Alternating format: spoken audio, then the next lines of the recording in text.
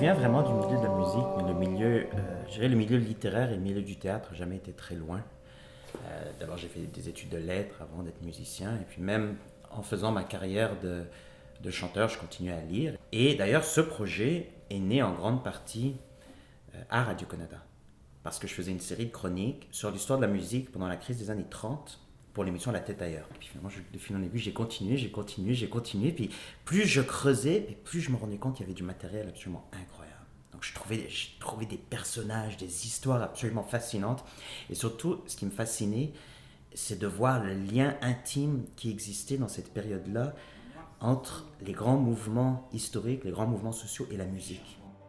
Et de ma fenêtre dans le ciel, je regarderai le pauvre mineur en bas en train de creuser. Est-ce que les auteurs ont le droit d'emprunter ou de prendre un personnage à un autre et d'en faire une nouvelle histoire? Quand est-ce qu'on fait du plagiat? Quand est-ce que c'est de l'emprunt? Quand est-ce que c'est une forme d'admiration? Mais dans la musique folk, la notion du droit d'auteur, elle est très récente. Et en fait, ces chansons, elles appartenaient à tout le monde. Chaque chanteur un peu la réinventé.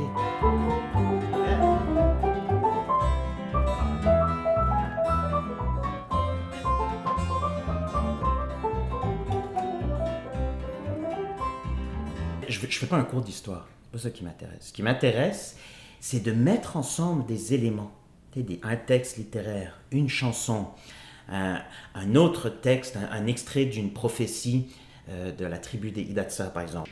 Je découvre beaucoup de personnages absolument incroyables de l'époque et je raconte un petit peu leur histoire.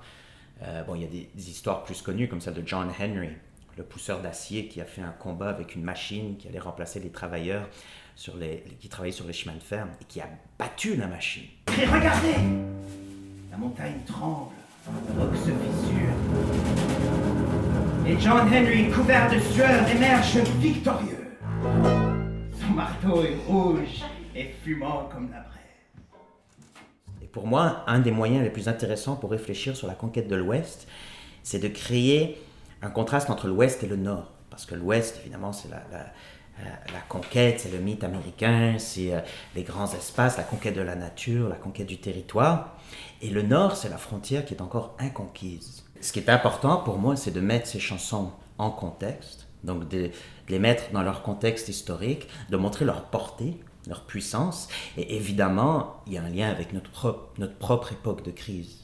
Donc, c'est pas du tout un cours d'histoire. En fait, je plonge un peu dans l'histoire pour explorer artistiquement et indirectement notre propre période.